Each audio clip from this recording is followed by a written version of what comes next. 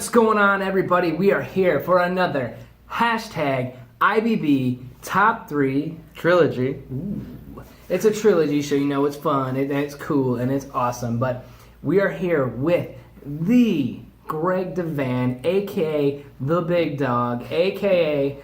the reason for my infinite happiness, the reason why our keynote speech for United Way this year was even a thing is because he forced me to go help the community and like give back. You know, I'm like, I'm so busy working, man. And you're like, dude, you're not too busy. There's not time. You just make time. And I owe him so much for so many reasons other than that, but I'm very excited for his top 3. He had actually autographed the limited edition Team IBB B-Ball hashtag IBB Ballin' with the Big Dog. And so Greg, before we dive into your top key to success, why don't you tell me a little bit about yourself? We'll roll from there. Well, I'm Greg, for those of you who don't know me. I've known James Big a long time, since, what, about 7th grade? Well, 7th grade, yeah. Before that, kind of like through sports, but yes. Grew up a few streets over. Yeah, 7th grade. I was homeschooled till 7th grade. He drew the short straw and had to sit across from me at the lunch table, and so I'm just don't know anybody. Like a mute. Like a mute. Yeah. And so I'll never forget, man. I ate my lunch, and I knew Wes Stafford was down the other table. I knew him, and I just trying to observe. And Greg's like, so do you talk? And I haven't talked. I haven't stopped talking since. So I'm sorry. If you hate how I talk so much, this guy. But no, I'm super pumped, super excited.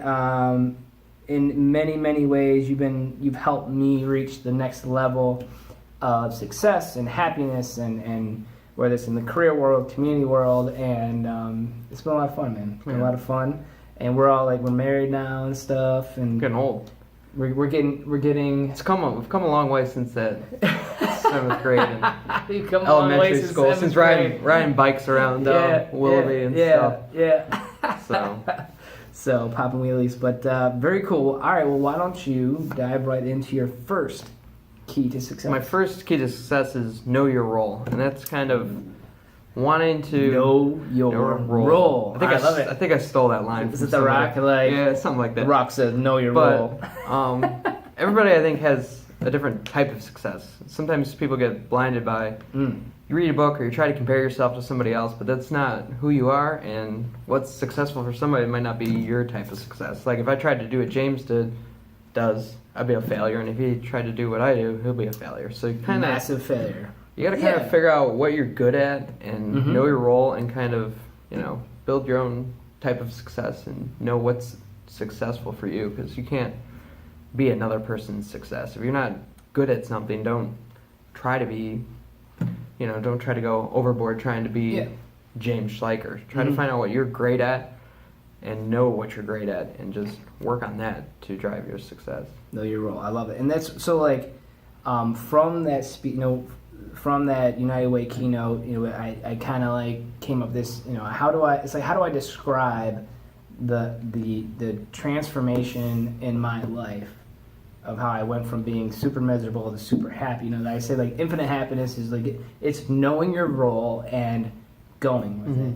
But I feel now we're going to start a podcast and burn proof radio and all that stuff. But we encompass what infinite happiness has come about after you were chasing the success box. Everybody wants to check. So, You even talk about that a little bit in your book. Yeah. Like being in a management role. Right. Where it didn't work. Yeah, and it's not that I couldn't be good at it. I would just never be great. And never be happy. So shameless plug for the book. So thank you. There you go. I think that is the biggest thing too is, everybody's trying to shove you into that success box. Well, if you just get this promotion, then you'll be successful. Why would you deny yourself, this, or why would you not do that? And, it's just you keep getting shoved and crammed into that box that everybody else has determined that's what you should do. But if you know your role and you embrace it, Yeah, find out what you're good at. And Yeah. enjoy it and know that's what you need to do, and just keep working on being excellent at that. Yeah. Are there was there a certain kind of pivot point or a certain aha moment for you when you're like, you know what, civil engineering, that's going to be my thing, or is it like a process? What are some things that people watching can kind of take cues from? Yeah, well, for like my professional life, civil engineering kind of, I was always good at math and science. I kind of wanted to be an architect at first. Okay. But that didn't work out, so I Okay. started doing, and actually it's better because I'm more into science calculations, figuring things out that way. So it kind of just fits who I am, because I like to solve problems at the end of the day. Yeah. Yeah. So that kind of works. But then also like other stuff, just doing like community stuff, like getting involved with you originally with 2030 and United Way Young Leaders and stuff, and trying to find Mm-hmm. roles in those type of organizations, because there's different types of roles in that kind of stuff, and it's finding what I can do to help that I'm good at, and not trying to help by doing something I'm not good at, because there's Right. certain things that I would just be terrible at doing with those organizations, Mhm. and I shy away from those, and I Yeah. try to do what I can do that I'm good at.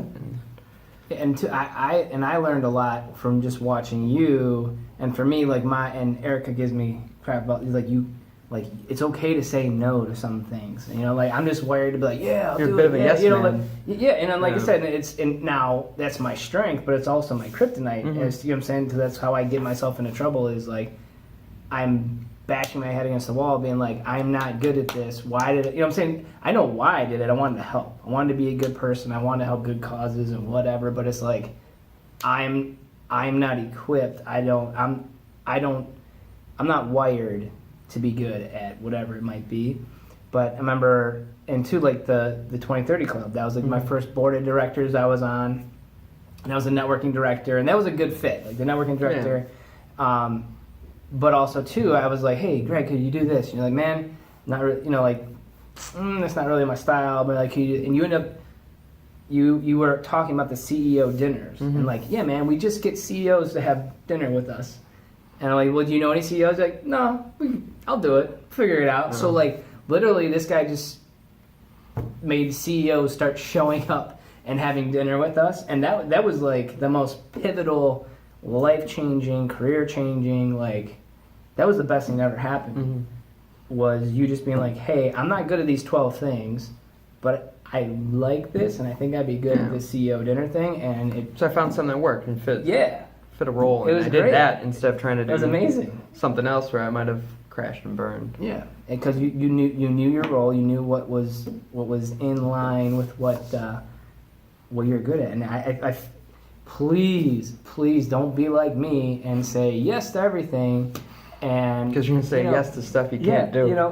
because I'm like, oh, this is not good, but and I remember when I talking to like the 2030 Club and just saying, hey, like, because I'd taken on a lot more than just networking. Mm-hmm. And I was like, I can either be your all-star member, like I used to be, or I can be your terrible board member. And that was very hard for me to do. And the next board that I was on was the Lake Humane Society. Mm-hmm. And that was, again, me being, I think I was 28 years old. And you're saying, like, I'm in a room with a bunch of very successful, very established, and like, I'm like, hey, man, I just want to help. This is a great opportunity to give back. And it's, it's intimidating. Yeah.